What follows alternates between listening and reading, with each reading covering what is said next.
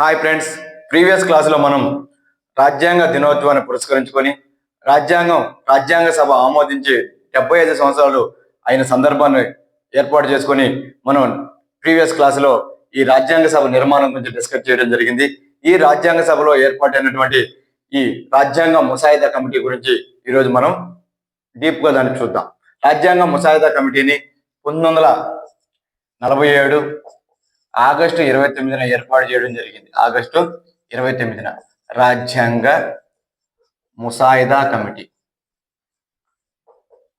ఈ రాజ్యాంగ ముసాయిదా కమిటీనే డ్రాఫ్టింగ్ కమిటీ అని, రాజ్యాంగ రచనా కమిటీ అని పిలుస్తారు.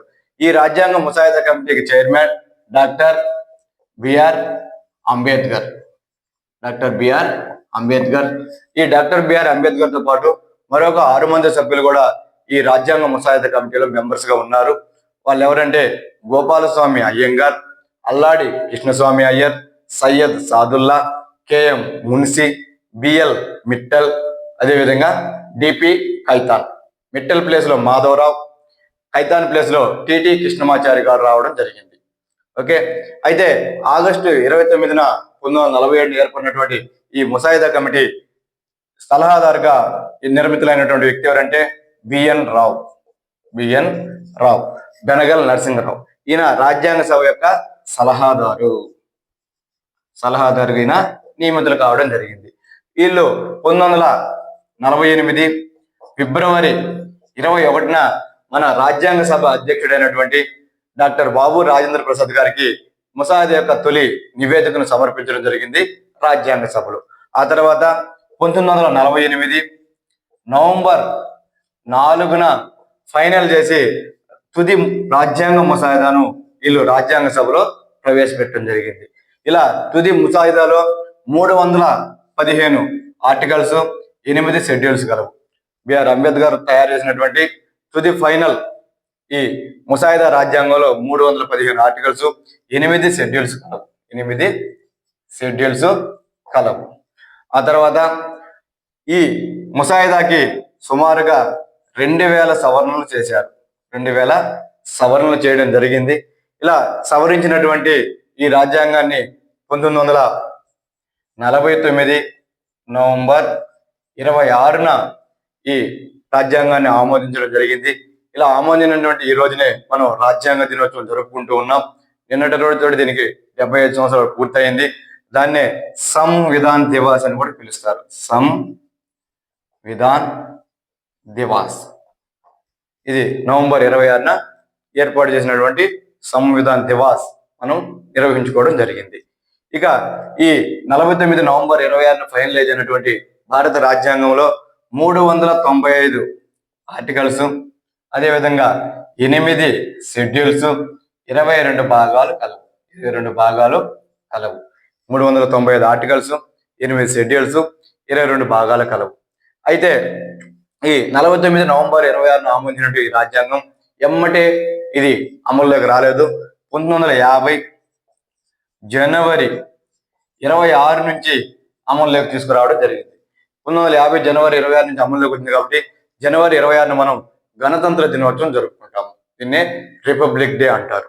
అయితే ఈ జనవరి 26 నుంచి ఎందుకు అమల్లోకి వచ్చిందంటే మనకి కొంత చరిత్ర చూస్తే ఇండియన్ నేషనల్ కాంగ్రెస్ 1885లో ఏర్పడింది. ఈ 1885లో ఏర్పడిన ఇండియన్ నేషనల్ కాంగ్రెస్ ప్రతి సంవత్సరం కూడా డిసెంబర్ నెలలో ఏదో ఒక ప్రాంతంలో సమావేశం అవుతూ ఉంటుంది. ఇలా జాతీయోద్యమం జరిగేటప్పుడు 1929లో లాహోర్లో ఇండియన్ నేషనల్ కాంగ్రెస్ సమావేశం జరిగింది. ఈ సమావేశంలో దీనికి అధ్యక్షత వహించినటువంటి జవహర్లాల్ నెహ్రూ గారు మరి కొంతమంది జాతీయోద్యమ నాయకులు నెక్స్ట్ ఇయర్ అనగా 1930 జనవరి 26న మనం సంపూర్ణ స్వరాజ్య దినోత్సవం జరుపుకోవాలని, సంపూర్ణ స్వరాజ్య దినోత్సవాన్ని జరుపుకోవాలని ఆ రోజున మనం స్వాతంత్ర దినోత్సవంగా భావించి ఎక్కడికక్కడ మనం జాతీయ జెండాను ఎగరేసి ఉత్సవాలు జరుపుకోవాలని నిర్ణయించడం జరిగింది. అప్పటి నుంచి మనకి 1947 స్వాతంత్రం వచ్చే వరకు ప్రతి సంవత్సరం జనవరి 26 మనం స్వాతంత్ర దినోత్సవాన్ని జరుపుకోవడం జరిగింది. అందుకని 2 నెలలు ఆగి మనం 1950 జనవరి 26 నుంచి మనం ఈ రాజ్యాంగాన్ని అమల్లోకి తెచ్చుకోవడం జరిగింది. అదే గణతంత్ర దినోత్సవం లేదా రిపబ్లిక్ డే. ఇది అయితే 1950 జనవరి 24న ఈ రాజ్యాంగ సభ యొక్క చివరి సమావేశం జరిగింది. ఈ చివరి సమావేశంలో వందే మాతరమును జాతీయ గేయంగాను, జనగణ మనను జాతీయ గీతంగాను, మన బాబు రాజేంద్ర ప్రసాద్ని తాత్కాలిక రాష్ట్రపతిగాను ఏర్పాటు చేసుకోవడం జరిగింది. 1950 జనవరి 24న చివరిగా జరిగినటువంటి సమావేశంలో వందే మాతరం జాతీయ గేయంగాను, జనగణమన జాతీయ గీతంగాను బాబు రాజేంద్ర ప్రసాద్ని తాత్కాలిక రాష్ట్రపతిగాను ఎంపిక చేసుకోవడం జరిగింది. మరొక 2 రోజుల తర్వాత 1950 జనవరి 26 నుంచి మన రాజ్యాంగం అనేది అమల్లోకి వచ్చింది. అమల్లోకి వచ్చినప్పటికీ 395 ఆర్టికల్స్, 8 షెడ్యూల్స్, 22 భాగాలు కలవు భారతదేశ రాజ్యాంగంలో. భారతదేశ రాజ్యాంగాన్ని రాయడానికి మన అంబేద్కర్తో పాటు మరొక 6 సభ్యులు, మరికొంతమంది కృషి కూడా ఎనలేనిదని చెప్పి మనం డిస్కస్ చేస్తూ ఉంటాం. అయితే వీళ్ళు ఇక్కడ కూర్చొని రాయలేదు. ప్రపంచంలో ఉన్నటువంటి అనేక రాజ్యాంగాలను పరిశీలించి మనకి అనుకూలమైనటువంటి, మనకి సంబంధించినటువంటి అంశాలు ఏవైతే ఉన్నాయో వాటిని చేర్చాలనే ఉద్దేశంతో అన్ని రాజ్యాంగాల నుంచి కొన్ని అంశాలను తీసుకోవడం జరిగింది.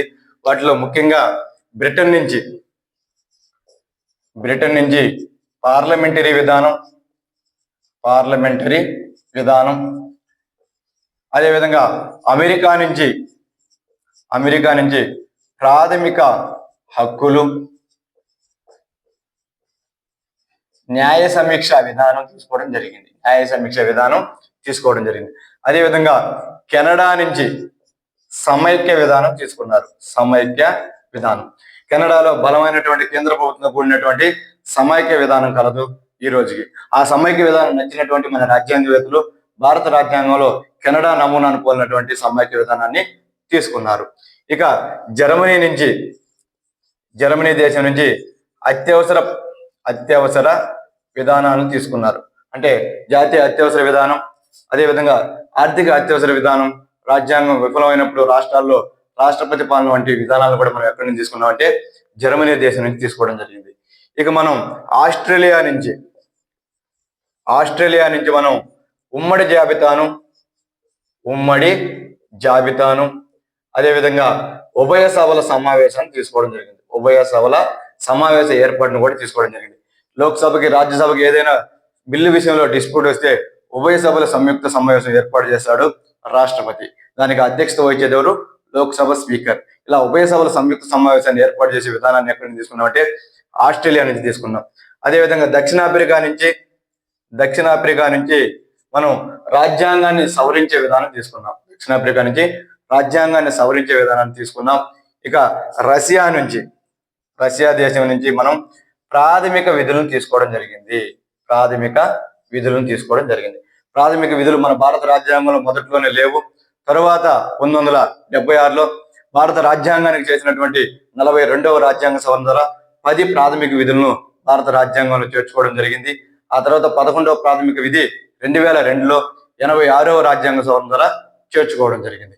ఇలా అమెరికా నుంచి పార్లమెంటరీ విధానం, బ్రిటన్ నుంచి పార్లమెంటరీ విధానం, అమెరికా నుంచి ప్రాథమిక హక్కులు న్యాయ సమీక్ష విధానం, కెనడా నుంచి సమైక్య విధానం, జర్మనీ నుంచి అత్యవసర విధానం, ఆస్ట్రేలియా నుంచి ఉమ్మడి జాబితా, అదేవిధంగా ఉభయ సభల సంయుక్త సమావేశం, దక్షిణాఫ్రికా నుంచి రాజ్యాంగాన్ని సవరించే విధానం 368వ ఆర్టికల్ మన రాజ్యాంగాన్ని సవరించాలని తెలియజేస్తుంది. ఇప్పటికి మనం 106 సార్లు భారత రాజ్యాంగాన్ని సవరించడం జరిగింది. 106 రాజ్యాంగ సవరణ చేయడం జరిగింది. దీని గురించి 368 ఆర్టికల్ తెలియజేస్తుంది. ఈ విషయాన్ని మనం సౌత్ ఆఫ్రికా లేదా దక్షిణాఫ్రికా నుంచి తీసుకోవడం జరిగింది. ఇక నెక్స్ట్ లాస్ట్ లో రష్యా నుంచి మనం ప్రాథమిక విధులను తీసుకోవడం జరిగింది. ప్రాథమిక విధులు అనేవి మొదట్లో రాజ్యాంగంలో లేవు. తర్వాత కాలంలో జరిగినటువంటి పరిణామాలను దృష్టిలో పెట్టుకుని 1976-42 రాజ్యాంగ సవరణ ద్వారా 10 ప్రాథమిక విధులను చేర్చడం జరిగింది. ఆ తర్వాత 86వ రాజ్యాంగ సవరణ 2002 ద్వారా మనం 11వ ప్రాథమిక విధి అయినటువంటి రైట్ టు ఎడ్యుకేషన్, చిన్నపిల్లలకి ప్రాథమిక విద్యను అందించే బాధ్యత తల్లిదండ్రులు లేదా సంరక్షకులు అని చెప్పేసి భారత రాజ్యాంగానికి చేసినటువంటి సవరణ ద్వారా చేర్చడం జరిగింది. ఇది మనకి భారత రాజ్యాంగ ముసాయిదా కమిటీ ఏర్పాటు చేసుకుని దాని ద్వారా మనం తయారు చేసుకున్నటువంటి గొప్ప రాజ్యాంగం, అతిపెద్ద రాజ్యాంగం, అతిపెద్ద లిఖిత రాజ్యాంగం. భారత రాజ్యాంగాన్ని చేత్తో వ్రాయబడింది, చేత్తో వ్రాయటం జరిగింది అనమాట. చేతి రోతతో రాయినటువంటి రోత అంటే చేతితోటి రాయబడింది, రిటర్న్ గా ఉన్నటువంటి రాజ్యాంగం భారత రాజ్యాంగం. ఈ రాజ్యాంగాన్ని అందంగా చాలా బాగా ఆకర్షణీయంగా రాసినటువంటి వ్యక్తి ఎవరంటే ప్రేమ్ బిహారీ నారాయణ్ రజ్దాయ్. ప్రేమ్ బిహారీ నారాయణ్ రజ్దాయ్ ఆయన ఏమి అమౌంట్ తీసుకోకుండా ఉచితంగా రాసి మన రాజ్యాంగాన్ని మనకి అందంగా అందించడం జరిగింది. ప్రేమ్ బిహారీ నారాయణ్ రజ్దాయ్. ఇది భారత రాజ్యాంగానికి సంబంధించినటువంటి విషయం. మరికొన్ని విషయాలతోటి మరొక క్లాసులో కలుద్దాం. Okay, thank you.